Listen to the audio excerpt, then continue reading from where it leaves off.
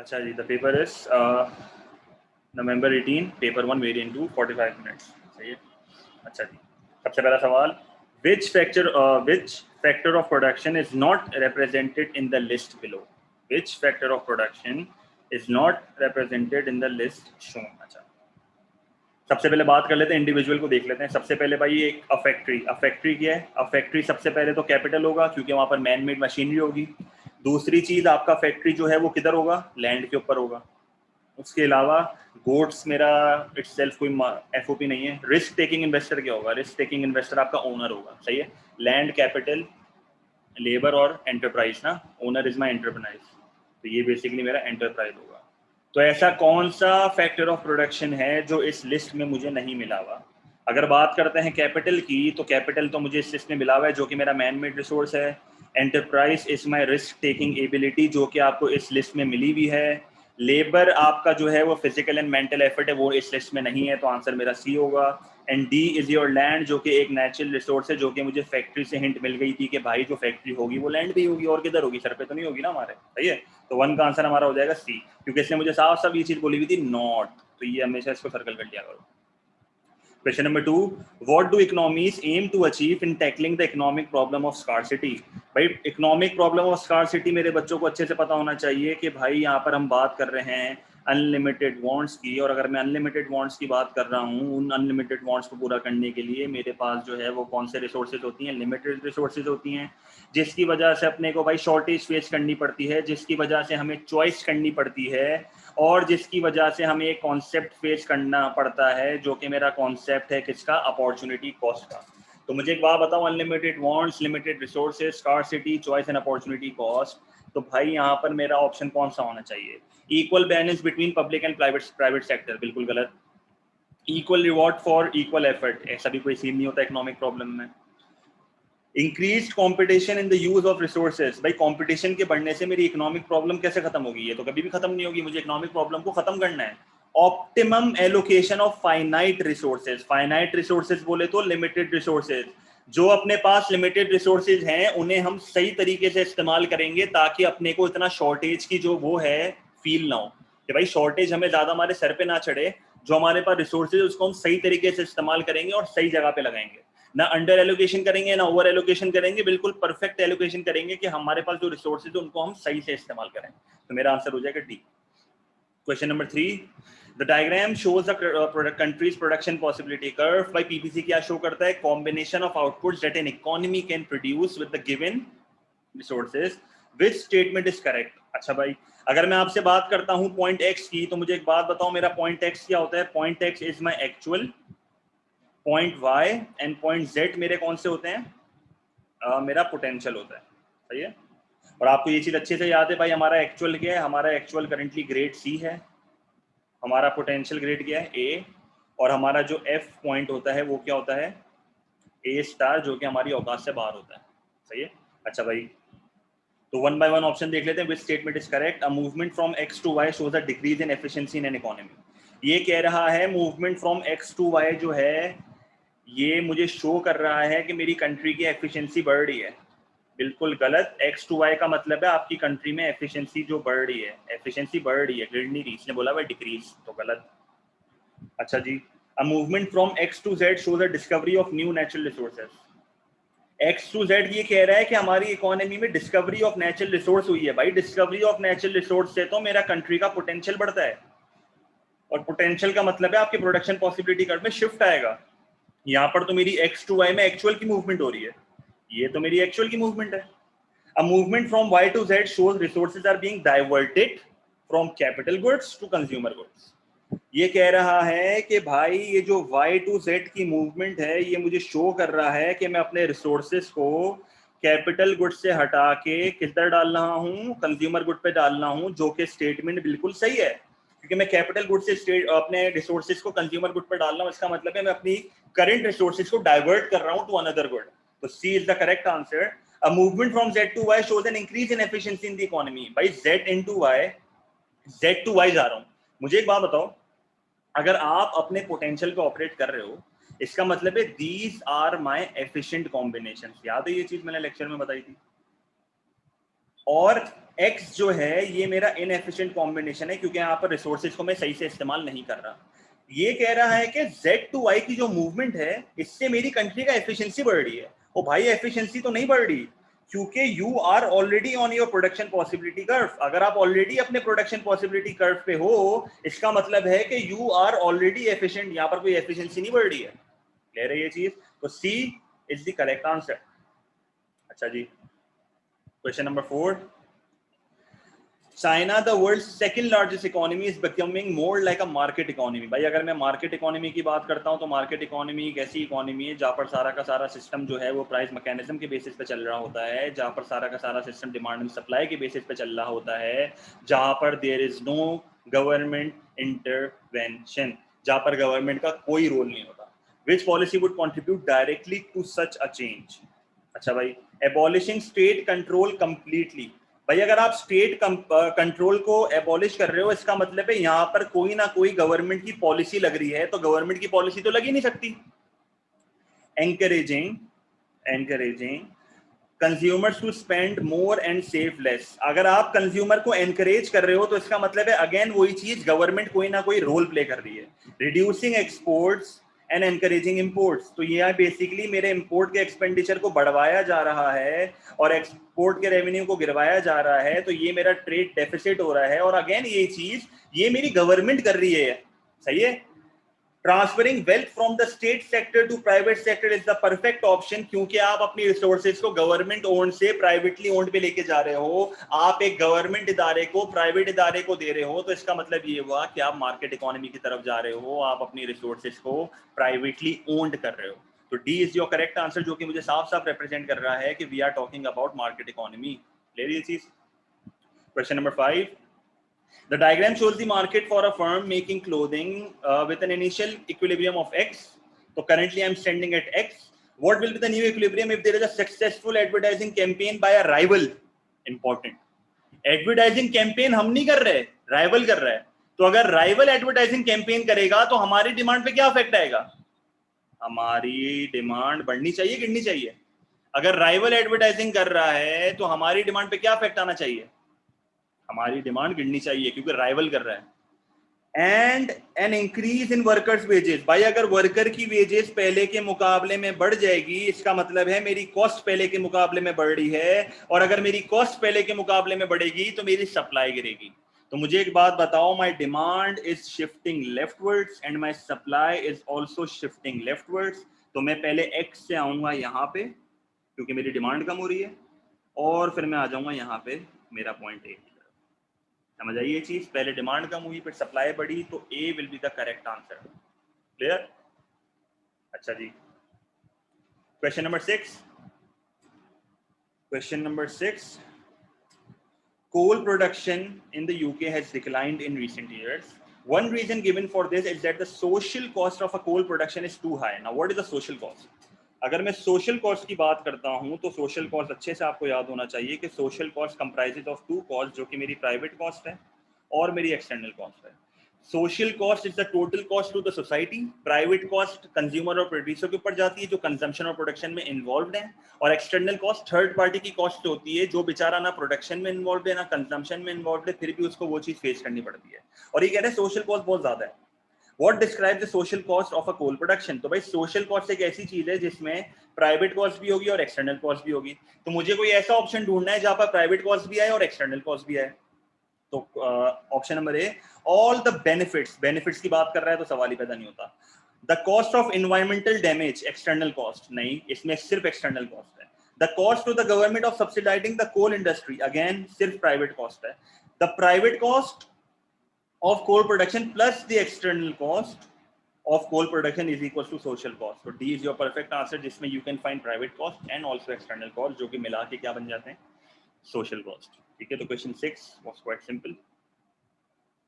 Question number 7. The table shows the demand and supply for spices in a market in Africa. तो price दी हुई है, quantity demand दी हुई है, quantity supplied दी हुई है। When the price rises from $20 to $30 per kg, what is the price elasticity of demand for spices?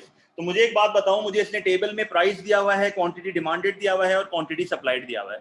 मुझसे इसने सवाल में मांगा है प्राइस इलास्टिसिटी ऑफ डिमांड, तो क्वांटिटी सप्लाइड का तो जरूरत ही नहीं है, क्वांटिटी, डिमांड की जरूरत है अपने को, पीईडी चाहिए।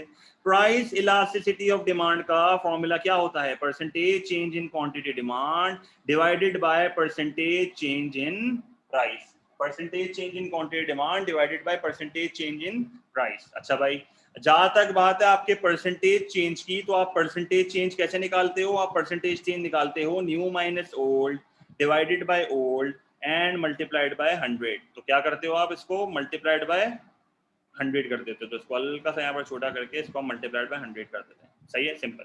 अच्छा भाई, तो अगर मुझे अपना पीईडी कैलकुलेट करना है तो उसके लिए मुझे दो चीजें चाहिए। कौन कौन सी चीजें चाहिए? मुझे सबसे पहले चाहिए percentage change in price. Percentage change in price क्या करोगे? New price is 30, old price is 20 divided by old price multiplied by 100, your answer will be plus 50%। इसी तरह आपको percentage change in quantity demanded भी चाहिए। कैसे निकालोगे? 30 इज योर, क्योंकि देखो ये आपकी प्राइसेस बढ़ रही हैं 20 से 30, 20 पे आपकी क्वांटिटी डिमांड थी 40 और 30 पे आपकी क्वांटिटी डिमांड है 30। सही है, तो प्राइस आपने 20 से 30 करी है। प्राइस आपने क्या करी है? 20 से 30। तो आपकी क्वांटिटी पहले ये थी और अब आपकी क्वांटिटी ये हो गई है। तो आपकी न्यू क्वांटिटी क्या है? 30 minus old quantity divided by old new quantity multiplied by 100। तो हमारे पास आंसर क्या आ रहा है? माइनस 25%। क्यों माइनस? क्योंकि क्वांटिटी गिर रही है। तो क्या करोगे भाई? फॉर्मूले में कैसे डालोगे? परसेंटेज चेंज इन प्राइस की है plus 50%, percentage change in quantity demand की है minus 25%।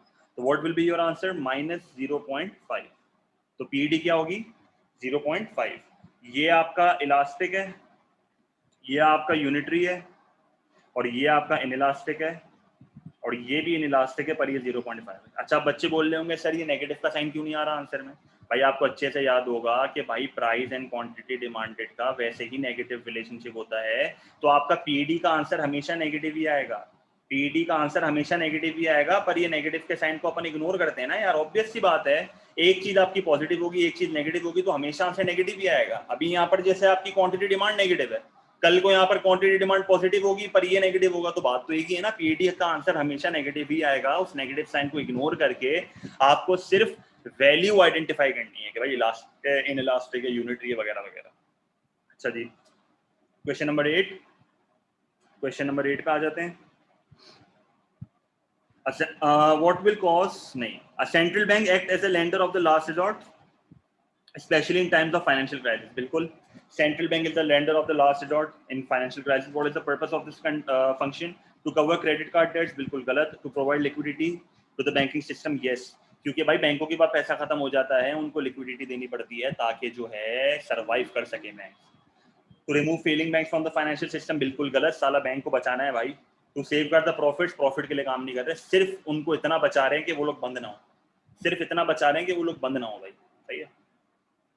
Question number 9, what will cause the level of savings of in an economy to rise।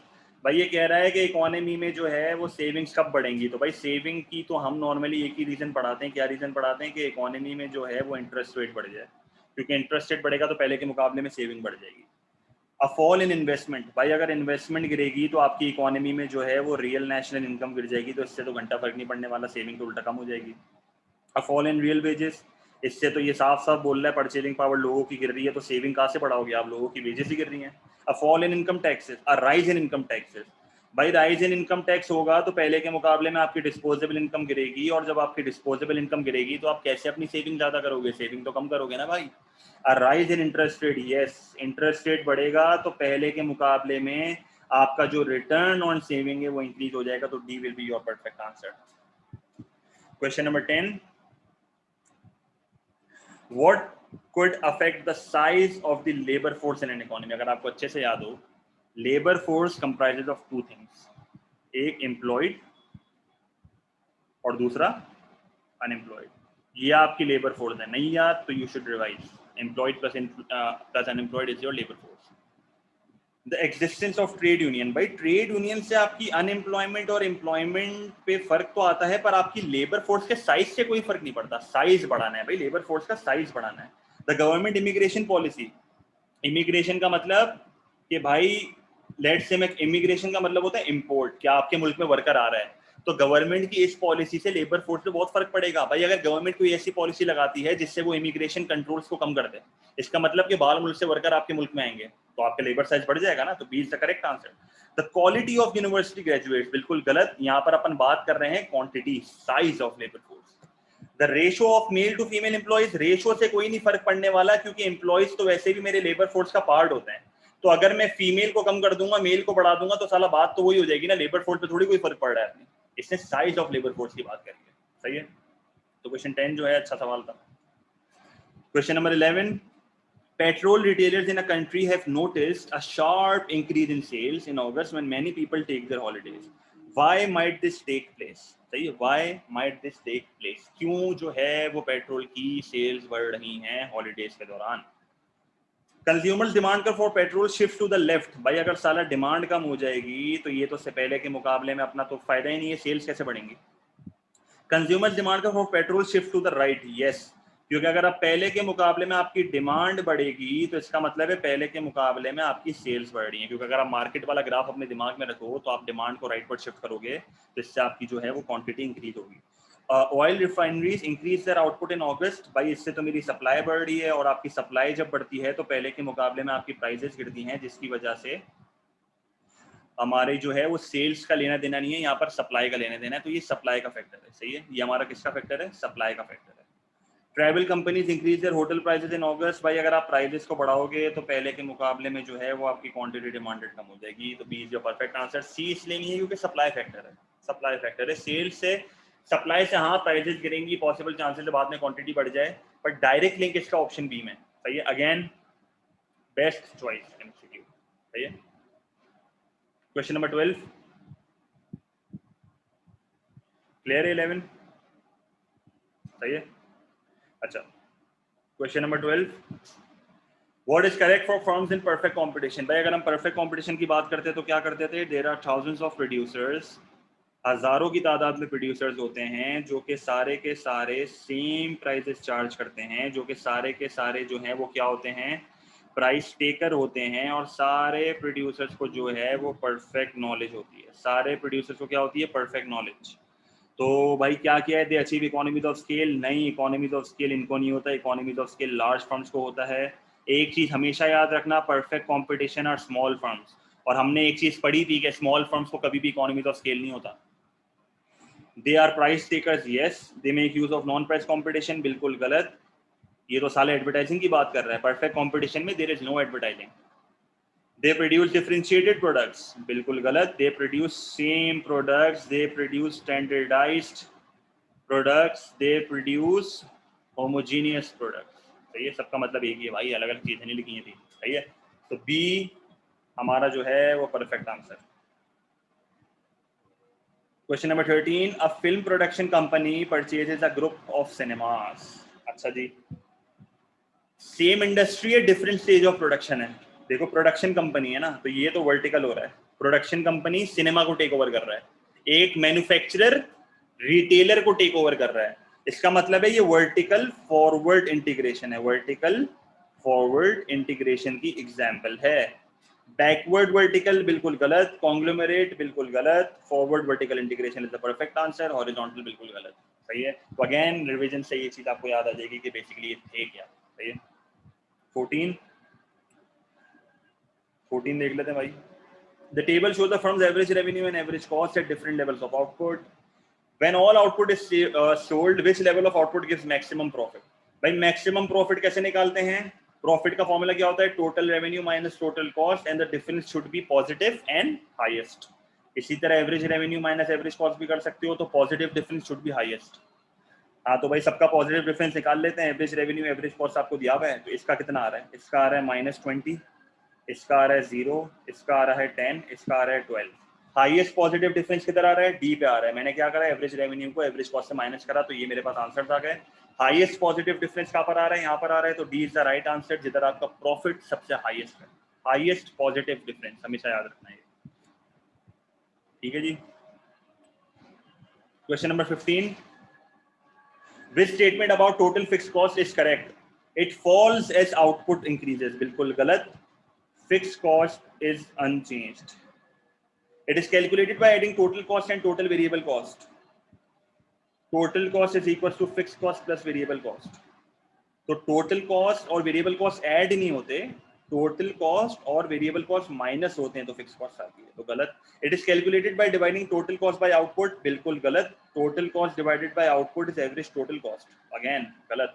ये भी गलत, ये भी गलत, ये भी गलत, तो डी आंसर होगा। It must be paid even if output is zero. Yes, example is your salary, example is your rent. Output zero भी होगा, साला रेंट तो देना पड़ेगा ना भाई। आप ये थोड़ी बोलोगे उसको भाई भाई मेरा कोई प्रोडक्शन नहीं है, मुझसे रेंट नहीं ले, वो बोलेगा चल भाई निकल यहाँ से। ये तो question number 16, a government aims to reduce unemployment, unemployment को कम करना चाह रहे हैं ये लोग, सही, अनएम्प्लॉयमेंट को कम करना चाह रहे हैं through a supply side policy measure. भाई सप्लाई साइड पॉलिसी मेजर का मकसद क्या होता है? एग्रीगेट सप्लाई को बढ़ाना।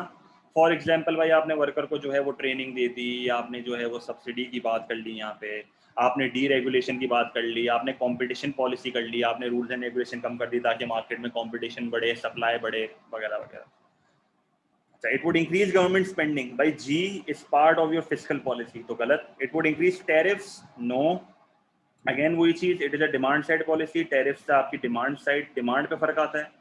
It would introduce retraining schemes. Yes, this is your supply side policy, क्योंकि इससे आपके वर्कर की मोबिलिटी जो है वो इंक्रीज होगी और स्पेसिफिकली ऑक्यूपेशनल मोबिलिटी इंक्रीज होगी, सही है। It would reduce the rate of interest. This is your monetary policy, सही है। तो C is the correct answer, जो कि मेरी साफ साफ सप्लाई साइड पॉलिसी को जिक्र कर रहा है। Question number 17, when is the government set to balance its budget. भाई बैलेंस बजट क्या होता है? अगर आपको अच्छे से याद हो, मैं सारे बजट यहाँ पर नहीं लिख रहा, मैं सिर्फ बैलेंस बजट यहाँ पर लिख रहा हूँ। Government spending is equal to tax revenue, is your balance budget. When all goods and services are tax equally, बिल्कुल गलत। When economic growth is the same, बिल्कुल गलत। When its total income equal total expenditure, yes. Total income क्या होती है government की? Tax revenue. Total expenditure क्या होता है? गवर्नमेंट स्पेंडिंग, और इक्वल है, तो C is the correct answer. When total exports equal total imports, this is your balance of trade. यहाँ पर मेरा इस चीज से कोई लेना देना नहीं है। क्लियर है? क्वेश्चन नंबर 17 आई थिंक आसान एमसीक्यू है। Question number 18, the table shows the amount of tax paid as income rises in 4 countries. Which country has a progressive tax? भाई प्रोग्रेसिव टैक्स क्या होती थी कि आपकी इनकम बढ़ते जाएगी तो इसका मतलब है टैक्स का परसेंटेज भी बढ़ता जाएगा। आपकी इनकम बढ़ते जाएगी तो टैक्स का परसेंटेज भी बढ़ता जाएगा। क्लियर है ये चीज? अमाउंट ऑफ टैक्स दिया हुआ है डॉलर्स में, पेड ऑन इनकम ऑफ, सही है, देख लेते हैं।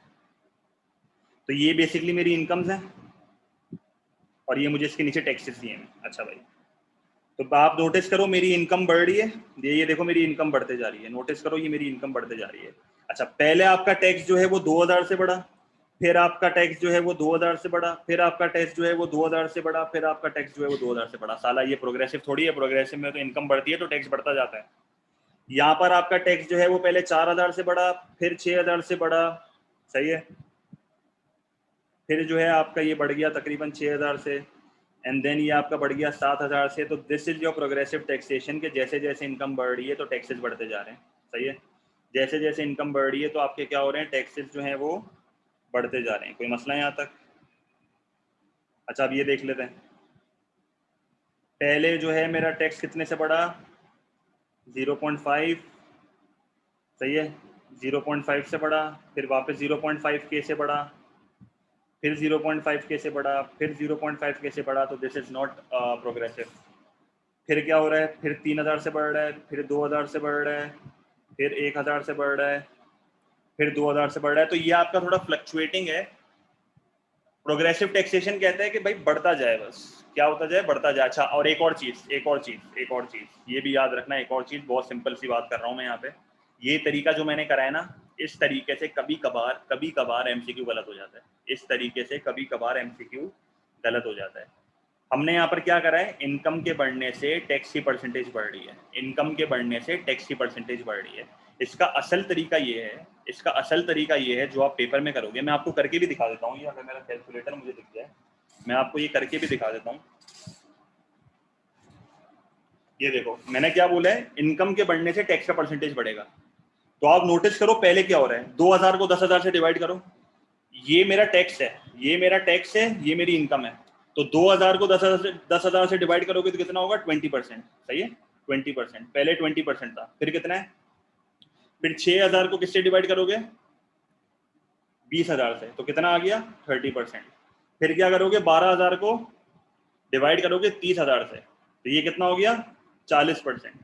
फिर क्या करोगे 18,000 को डिवाइड कर दोगे 40,000 से, तो कितना आ रहा है 45%।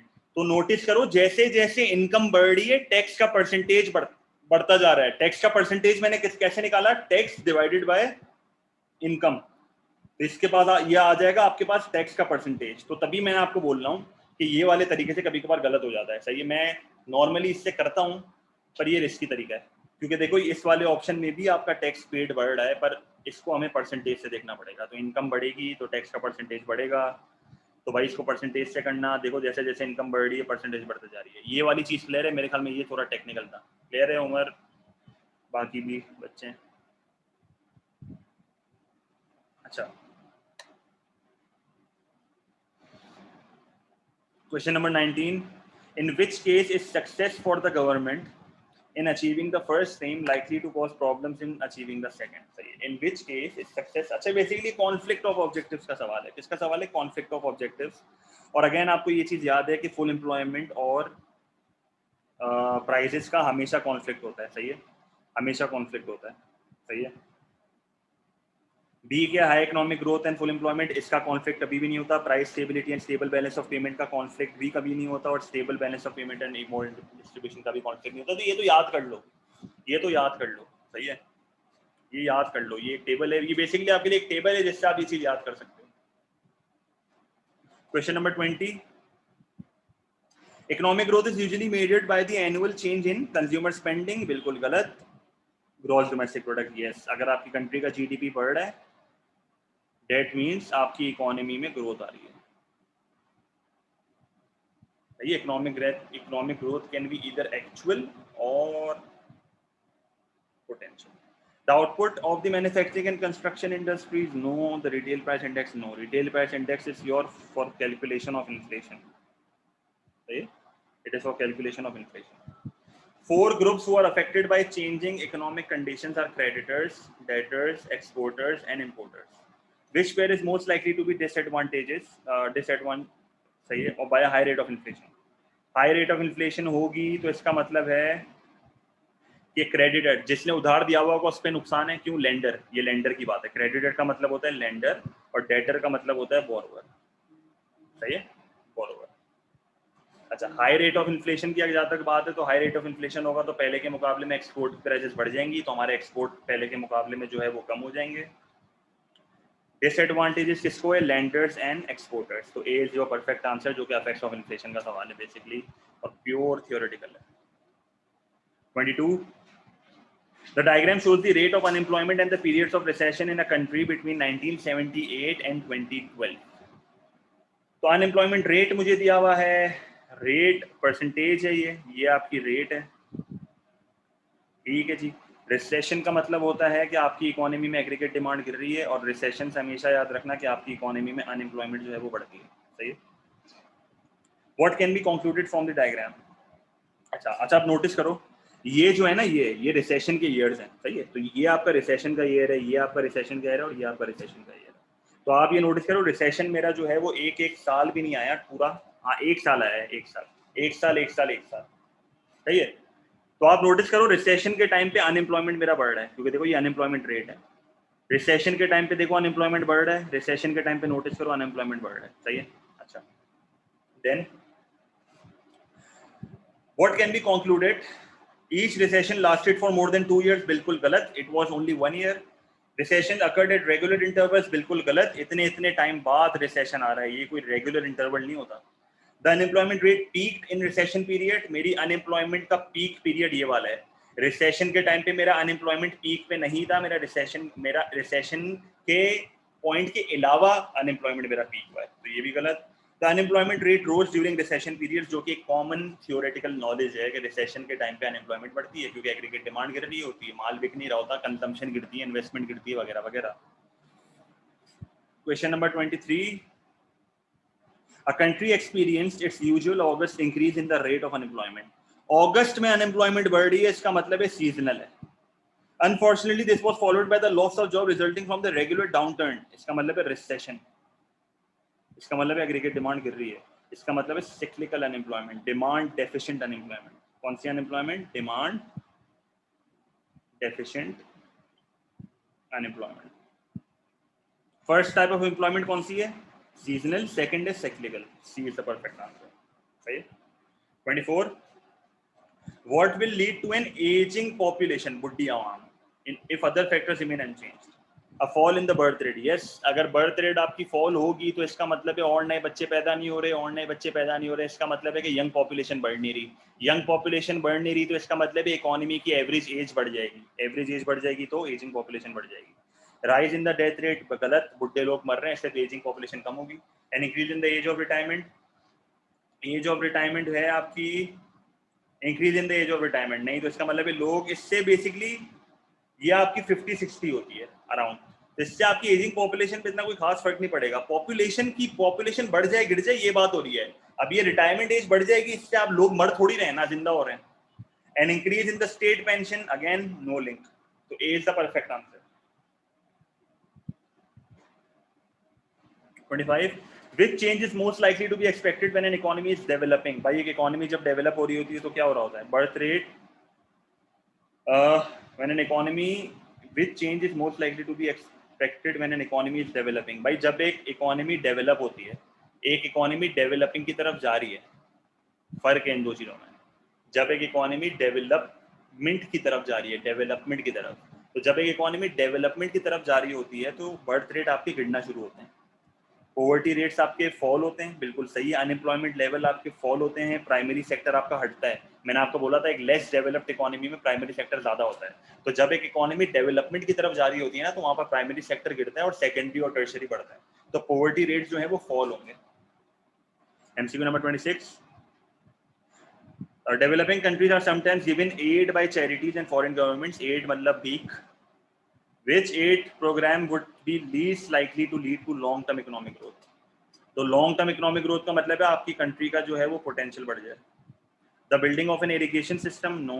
The construction of a new airport, no. The distribution, अच्छा least likely ना, least likely, yes, हाँ सही है, इससे तो नहीं होगा क्योंकि इससे आपकी लॉन्ग टर्म इकोनॉमिक ग्रोथ आएगी, पोटेंशियल बढ़ेगा, इससे भी आपका पोटेंशियल बढ़ेगा construction of a new airport से। Distribution of gifts of food, इससे नहीं बढ़ेगा आपका पोटेंशियल, आप कोई इन्वेस्टमेंट थोड़ी कर रहे हो। तो ट्रेनिंग ऑफ टेक्निकल स्टाफ, इससे भी पोटेंशियल बढ़ेगा। तो इन सारे ऑप्शंस में से पोटेंशियल जो है वो 3 में बढ़ रहा है, इसमें आपका पोटेंशियल पे कोई फर्क नहीं आ रहा, इससे आपकी इकोनॉमी में कोई ग्रोथ नहीं आ रही, तो C is the perfect answer. 27 देख लेते हैं। It is estimated that in 2016 Olympic games in Rio Brazil attracted over 6 lakh foreign visitors, what is likely to have been the result of the number of visitors? सही है, number of visitors के बाद affect क्या होगा? Depreciation of Brazil currency, बिल्कुल गलत। जब आपकी कंट्री में लोग आते हैं तो आपकी करेंसी की डिमांड बढ़ती है, जिससे आपकी करेंसी जो है वो एप्रिशिएट होती है, क्योंकि आपकी कंट्री में आएंगे आपकी करेंसी लेंगे, तो गलत। अब fall in Brazil rate of inflation, भाई आपके मुल्क में कंजम्पशन बढ़ेगी, इन्फ्लेशन तो बढ़नी चाहिए, तो ये भी गलत। And increase in the Brazilian government budget deficit, बिल्कुल गलत भाई, बजट डेफिसिट तो साला कम होना चाहिए क्योंकि आपके मुल्क के अंदर पैसा आ रहा है, मुल्क के अंदर रेवेन्यू बढ़ेगा।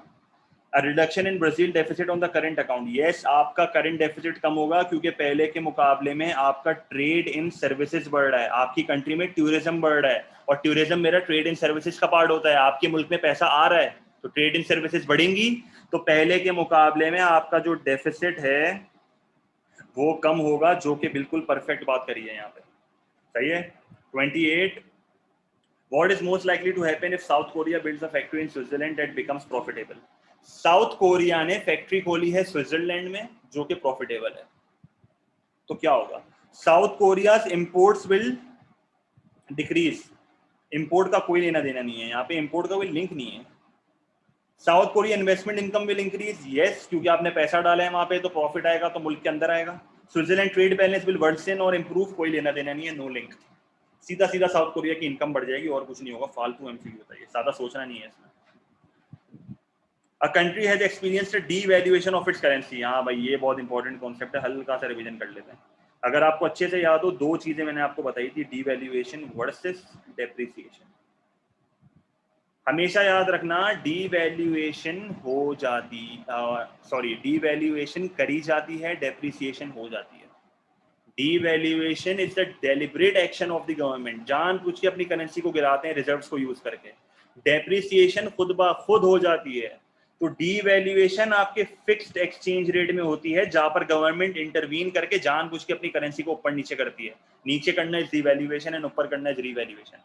डेप्रिसिएशन मेरी फ्रीली फ्लोटिंग एक्सचेंज रेट में होती है, जहां पर गवर्नमेंट का कोई लेन देन नहीं होता एक्सचेंज रेट से, पर फिर भी मेरी करेंसी नीचे हो जाती है, तो वहां पर मेरी गवर्नमेंट का कोई हाथ नहीं है, खुद ब खुद हुई है।